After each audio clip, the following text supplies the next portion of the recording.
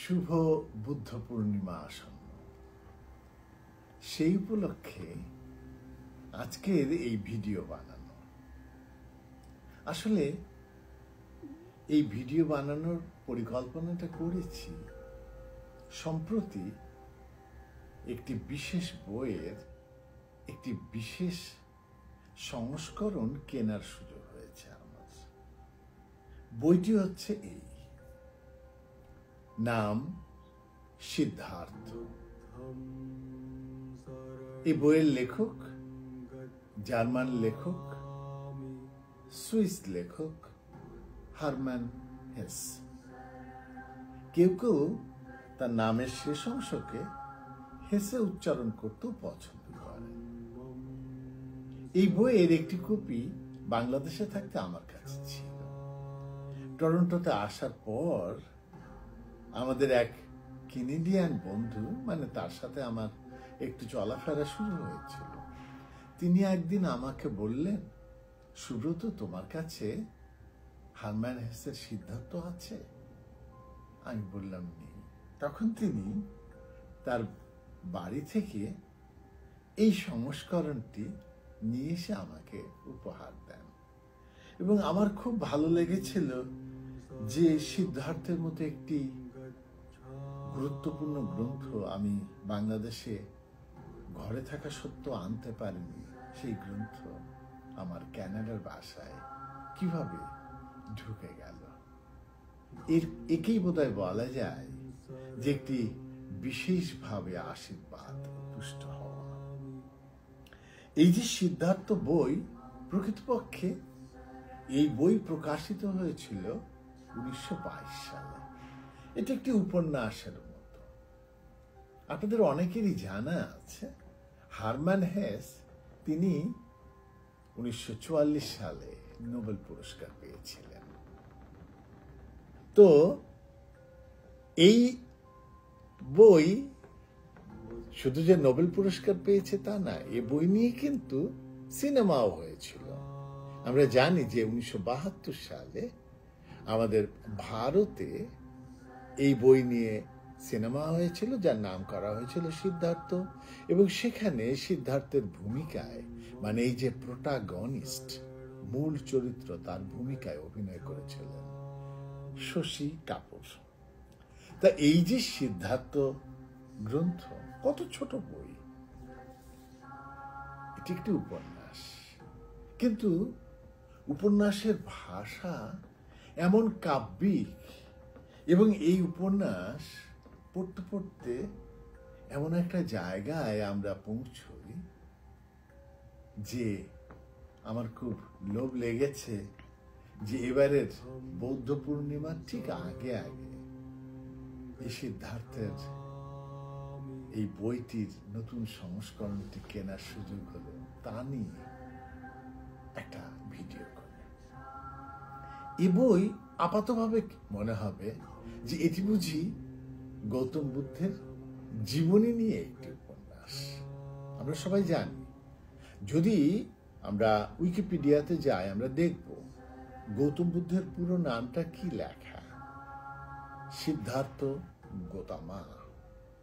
এই যে সিদ্ধার্থ গৌতম, সেই সিদ্ধার্থের নামে এই উপন্যাস। কিন্তু মজার যেটি বিষয় সেটি হচ্ছে উপন্যাসটি কিন্তু প্রকৃতপক্ষে গৌতম বুদ্ধের যে দর্শন তাকে যেন একটা চ্যালেঞ্জ করে। উপন্যাসের প্রেক্ষাপট কিন্তু সেই গৌতম বুদ্ধের সময়, খ্রিস্টপূর্ব 4র্থ-5ম দশক ভারতবর্ষীয় সমাজ। আমার খুব বিস্ময় লাগে, আপ্লুত লাগে তেমন একটি সমাজকে, সেই সমাজের যে চিন্তা, সেই সমাজের যে বোধ, তাকে কি করে হারম্যান হেস ধরার চেষ্টা করলেন। এবং আমি যখন পড়ি এই বই, তখন আমার বারবার মনে হয় যেন এর ভেতর দিয়ে একজন লেখক, তার যেন সিদ্ধি লাভ ঘটছে, এমন একটি ব্যাপার ঘটতে থাকে। এবং আরো যদি খুব গভীরে যে আমরা খেয়াল করি, সিদ্ধার্থ তো বোধি লাভ করেছিলেন 35 বছর বয়সে। আপনারা আপনারা সবাই জানেন যে তিনি ৮০ বছর বয়স পর্যন্ত জীবিত ছিলেন। ৩৫ বছরে তার সিদ্ধি লাভ, এবং এই যে ৩৫ বছর এবং এই যে সময়কাল, এরকম একটা সময়কালেই কিন্তু আমাদের হারম্যান হেস বা আমাদের অনেক বড় বড় জ্ঞানী গুণী মানুষরা তাদের জীবনে যে যে দর্শনের যে আবিষ্কার, যে আত্মপরিভ্রমণ, সেই কাজটি তারা করে থাকেন। সিদ্ধার্থ উপন্যাসটাকে অনেকেই বলে থাকেন এটি হচ্ছে জার্নি অব দ্য সোলের মতো, এবং এই যে জার্নিটা, এই যে পরিভ্রমণ, সেই পরিভ্রমণের যে পটভূমি, যে মাটি, সেই মাটি কিন্তু বৈদিক সভ্যতার মাটি। সেই জন্য আমরা বারবার সেখানে উচ্চারণ শুনছি বেদ থেকে, আমরা শুনছি সেখানে অথর্ববেদ থেকে, ঋগ্বেদ থেকে, সামবেদ থেকে উচ্চারণ হচ্ছে। এবং এই উচ্চারণ যখন একদম শুরুতে হওয়ার সময় আমরা দেখছি একজন সিদ্ধার্থ, তিনি একজন ব্রাহ্মণ সন্তান, তার ভেতরে অনেক প্রশ্ন। এটি সত্য, যে কোনো একজন মানুষের তার যদি বৌদ্ধিক বিকাশ ঘটতে থাকে, সেই বিকাশের শুরু হবে কিন্তু প্রশ্ন দিয়ে। সেই প্রশ্নের উত্তর খুঁজতে খুঁজতে তার জীবন একটি পর্যায়ে পৌঁছবে এবং তারপর তিনি বোধি লাভ করবেন। এবং আমরা যদি এই প্রশ্নের জায়গা, তখন তিনি কিশোর, সেই জায়গাতে যদি আমরা পড়ি, আমি এই দুটি বই একই অনুবাদকের, হিলডা রোজনা, তিনি অনুবাদ করেছেন, এবং কি যে মায়াবী অনুবাদ। সেই অনুবাদে আমরা পড়ছি, তিনি লিখছেন, Siddhartha had begun to feel the seeds of discontent within him. এই জায়গাটাই কিন্তু সবচেয়ে বড় প্রশ্নের বিকাশ, উন্মোচন, উদ্গীরণ হচ্ছে। সেটা হচ্ছে তার ভেতরে একটি অতৃপ্তি। সেই অতৃপ্তি কোথায় গিয়ে ঠেকছে? He had begun to suspect that his worthy father and his other teachers, the wise Brahmins, had already passed on to him the bulk and the best of their wisdom, that they had already poured the sum total of their knowledge into his waiting vessel, and the vessel was not full. His heart was not still. The ablutions were good, but they were water. They did not wash sins away. They did not relieve the distressed heart. এই যে তার ভেতরে অতৃপ্তি, এবং অতৃপ্তি থেকে তার ভেতরে প্রশ্ন আসছে। প্রশ্নটা কেমন? Did the sacrifices give happiness? And what about the gods? Was it really Prajapati who had created the world? Was it not Atman, he alone, who had created it? এইভাবে প্রশ্ন আসছে একের পর এক। আস্তে আস্তে সিদ্ধান্ত নিলেন তিনি সংসার ত্যাগ করবেন, এবং সংসার ত্যাগ করার তার যে সিদ্ধান্ত, সেই সিদ্ধান্তের সময় তিনি তার বাবার অনুমতি চাইলেন। এবং সেই জায়গাতে আমরা যদি বইতে যাই, কেমন করে সেই অনুমতির ব্যাপারটি ঘটছে। মানে তিনি বলছেন তার বাবার কাছে যে আমি যে সাধুরা রয়েছে, বনে জঙ্গলে সাধুরা থাকে, তাদের সাথে যে আমি থাকতে চাই, আমি তোমার সংসারে থাকতে পারবো না। তখন তার বাবা বলছেন যে তুমি কি তোমার এই ইচ্ছা পরিত্যাগ করতে পারো না? এবং সিদ্ধার্থ কিছু বলেন না, তিনি বলেন, আমি সংসার ত্যাগ করব তখনই যখন আমার বাবার অনুমতি পাব।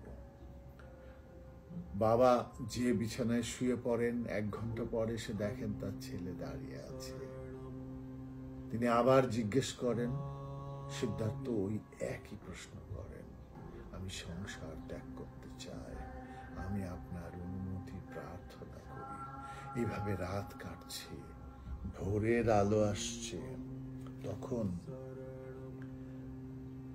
তিনি আবার ছেলের কাছে এসছেন, জিজ্ঞেস করছেন, why are you waiting? Siddharth বলছেন, you know why. Will you go on standing and waiting until it is day, noon, evening? মানে তুমি কি অপেক্ষা করতেই থাকবে? ছেলে বলছেন, I will stand and wait. বাবা বলছেন, you will grow tired, Siddharth. I will grow tired. You will fall asleep, Siddhartha. I will not fall asleep. You will die, Siddhartha. I will die. And would you rather die than obey your father? তখন সিদ্ধার্থ বলছেন, Siddhartha had always obeyed his father. So you will give up your project? Siddharth বলছেন, Siddhartha will do what his father tells him. এবং একটা পর্যায়ে যখন আলো আসে সকালের, ওর বাবা বুঝতে পারেন যে সিদ্ধার্থর দৃষ্টি বহু দূরে নিক্ষেপিত, যে জায়গা থেকে তাকে আর ফিরিয়ে আনা যায় না। এবং তিনি বুঝতে পারেন যে প্রকৃতপক্ষে তার সন্তান সংসার ত্যাগ করে ফেলেছে, এবং তাই তিনি সন্তানকে অনুমতি দেন। এই যে সিদ্ধার্থ, সেই সিদ্ধার্থ বনে গেছেন, এবং যার সময় আমরা দেখতে পাই তার সাথে রয়েছেন গোবিন্দ বলে তার বন্ধু। এবারে আমি আসছি চরিত্র বিশ্লেষণে, তারপরে আবার গল্পে যাব। সিদ্ধার্থ, তার সাথে কিন্তু একসময় দেখা হয় একজনের, যার নাম গৌতম বুদ্ধ। আমাদের এখানে তার নাম বলা হয়েছে গৌতমা। এই গৌতমার সাথে সিদ্ধার্থের কথা হয়। মানে তাহলে ব্যাপারটা দাঁড়াচ্ছে কি, যে আমরা যে ভাবছি যে গৌতম বুদ্ধ তিনি যে বোধি লাভ করেছিলেন, তাকে হারমান হেস দুটি আলাদা সত্তায় স্থাপন করেছেন, এবং তাদেরকে, এই দুটি আলাদা সত্তাকে তিনি সামনাসামনি মুখোমুখি দাঁড় করিয়েছেন। এবং দাঁড় করানোর জন্য তিনি যে ভূমিকে ব্যবহার করেছেন, আমি শুরুতে যেটি বলছিলাম সেটি হচ্ছে বৈদিক ধর্ম, সনাতন ধর্ম, হিন্দু ধর্মের যে চিন্তা, সেই চিন্তার যে ভূমি, সেই ভূমির থেকে উৎসারিত মানুষ হচ্ছে গোবিন্দ। গোবিন্দ কার নাম? গোবিন্দ হচ্ছে ভগবান শ্রীকৃষ্ণের নাম। এবং আরো একজনের সাথে তার দেখা হয়। এই যে তিনি বাড়ি ত্যাগ করেছেন গোবিন্দর সাথে, মানে তিনি তার বন্ধুকে নিয়ে বাড়ি ত্যাগ করেছেন, সংসার ত্যাগ করেছেন। সেখানে যে দেখা হচ্ছে কার সাথে? দেখা হচ্ছে গৌতমার সাথে। সেখানে যে তার সাথে দেখা হচ্ছে একজন নৌকার মাঝি, যে মাঝি অনেক জ্ঞানী একজন মানুষ, তার নাম বাসুদেব। বাসুদেব কার নাম? আসলে কৃষ্ণেরই আরেক নাম বাসুদেব। এভাবে একজন সিদ্ধার্থ, একজন গৌতম, একজন গোবিন্দ, একজন বাসুদেবকে সামনাসামনি দাঁড় করিয়ে হারমান হেস একটা সেলফ জার্নি, একটা আত্মার যে একটা ক্রমচলমানতা, তাকে নির্মাণ করছেন। এই বই আমরা যখন পড়ি তখন আমরা বুঝতে পারি এই যে বেদের যে জ্ঞান, সেই জ্ঞান যে উঠে আসছে, সেই জ্ঞানের ভাষা তিনি নির্মাণ করছেন অনেকটা বাইবেলের ভাষার মতো। যারা আপনারা ইংরেজি বাইবেল পড়েছেন তারা জানেন বাইবেলের ভাষা খুবই কাব্যিক এবং সুললিত একটি ভাষা। সেই ভাষায় তিনি বাইবেলকে যেমন বাইবেল নির্মিত হয়েছে, তেমনি নির্মিত হয়েছে হারম্যান হেসের এই গ্রন্থ। এবং এই গ্রন্থের ভেতরে প্রকৃতপক্ষে এই গ্রন্থ তো আমাদের যে পূর্বদেশীয় দর্শন, ভারতীয় দর্শন, সেই দর্শনকে উন্মোচন ঘটায়। এবং যদি আমরা এই যে যাত্রা, সেই যাত্রা হতে হতে আমরা যদি একদম সব শেষের দিকে যাই, যে তিনি ক্রমে ক্রমে কি প্রজ্ঞা অর্জন করেছেন, তার কি জ্ঞান হয়েছে, সেই জায়গায় গিয়ে আমরা একটা পর্যায়ে দেখতে পাই যে আমাদের সিদ্ধার্থের যে জ্ঞান, সেটি হচ্ছে অনেকটা এমন। তিনি বলছেন, উইজডম ইজ নট কমিউনিকেবল, মানে প্রজ্ঞা যে জিনিস, প্রজ্ঞা কখনো কাউকে দেয়া যায় না, প্রজ্ঞা শেখানো যায় না। The wisdom which a wise man tries to communicate always sounds foolish. প্রজ্ঞা আমরা কাউকে কমিউনিকেট করতে পারি না, যদি করতে যাই তাহলে সেটি বোকামি হবে। এবং তারপরে বলছেন, knowledge can be communicated but not wisdom. এবং আমার নিজের মনে হয় এই যে কথা, এই কথা অনেকটা কিন্তু কেমন কথা, যে এটি কিন্তু গৌতম বুদ্ধের কথা নয়, এটি সিদ্ধার্থের কথা নয়, এটি গোতামার কথা নয়, এটি আসলে হারম্যান হেস এই কথাকে অর্জন করেছেন। এই প্রজ্ঞা মানে তিনি জ্ঞান অর্জন করতে করতে এই প্রজ্ঞায় এসে পৌঁছলেন। এবং তারপর তিনি বলছেন, one can find it, live it, be fortified by it, do wonders through it, but one cannot communicate and teach it.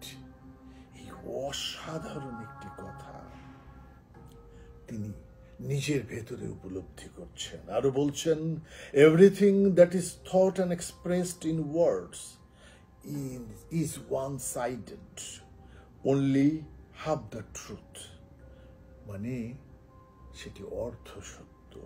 It all lacks totality, completeness, unity. এরকম করে তিনি বলতে বলতে একসময় বলছেন, never is a man nor a deed wholly samsara or wholly nirvana, মানে পুরোপুরি সেটি সংসারেরও নয়, পুরোপুরি সেটি নির্বাণেরও নয়। এবং এই জ্ঞানের বিষয়টি যখন চলতে থাকে, তখন একটা পর্যায়ে এসে যখন সিদ্ধার্থ কথা বলেন এবং গোবিন্দ তার বন্ধু, তিনি শোনেন এই যে তাদের কথা হচ্ছে, আলাপন হচ্ছে, সংলাপ চলছে, সেই সময় সেই কথাটা অনেকটা যেন আমার নিজের কাছে মনে হয়েছে গীতায়, শ্রীমদ্ ভগবত গীতায় যেভাবে কৃষ্ণ অর্জুনকে জ্ঞান দান করেন, তেমন করে জ্ঞান দানের একটি ব্যাপার ঘটছে। এবং সেখানে আমরা যেমন করে দেখি যে কৃষ্ণ অর্জুনকে তার বিশ্বরূপ দেখাচ্ছেন, সেই বিশ্বরূপের একটা রূপ আমি এই গ্রন্থে দেখতে পেলাম। সেই সময় কেমন ঘটছে তিনি বলছেন, তিনি মানে এই যে সিদ্ধার্থ, তিনি তার বন্ধু গোবিন্দ তাকে তার কাছে নিয়েছেন, তার মাথায় হাত রেখেছেন, এবং সেই সময় গোবিন্দ কি দেখছেন? He no longer saw the face of his friend Siddhartha. Instead, he saw other faces, many faces, a long series, a continuous stream of faces, hundreds, thousands, which all came and disappeared, and yet all seemed to be there at the same time, which all continually changed and renewed themselves, and which were yet all Siddhartha. আপনাদের যাদের মনে আছে যে যখন শ্রীকৃষ্ণ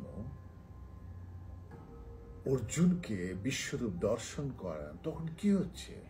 অর্জুন দেখছেন যেন সারা বিশ্ব, সারা ব্রহ্মাণ্ড কৃষ্ণের ভেতরে। সেখানে লক্ষ কোটি দেবতারা রয়েছেন, তাদের মুখ মনে হচ্ছে যেন এই বিশ্বরূপ, শত সহস্র মুন্ড, শত সহস্র হাত, শত সহস্র পা, এমন করে একটি রূপের যে কল্পনা, এই গোবিন্দ সিদ্ধার্থের বন্ধু তিনিও তেমন করে দেখছেন। এবং আমার বারবার মনে হয় যে এই যে আত্মার যে ক্রম প্রসারতা, এই যে আত্মার যে পরিভ্রমণ, আত্মা যে অজ্ঞতা থেকে জ্ঞান, জ্ঞান থেকে প্রজ্ঞায় যে পৌঁছায়, এই জিনিস পরম সত্যকে এই যে অর্জন, এই অর্জন হারমান হেস যেমন করে করেন, তেমন করে আমরা সবাই এই গ্রন্থ পাঠ করতে করতে করি। এই বৌদ্ধ পূর্ণিমার আসন্ন সময়ে আমি সবাইকে বলবো হারমান হেসের গ্রন্থটি পাঠ করতে, এবং এই যে একটা বৌদ্ধিক একটি আলোক প্রাপ্তি, সেই আলোক প্রাপ্তিকে নিশ্চিত করতে, এবং তাহলে আমরা, আমার নিজের মনে হয়েছে, মানুষ হিসেবে আরো একটু বেশি আলোক উজ্জ্বল মানুষ হয়ে উঠতে পারব। সবাই ভালো থাকুন। সবার উপরে গৌতম বুদ্ধের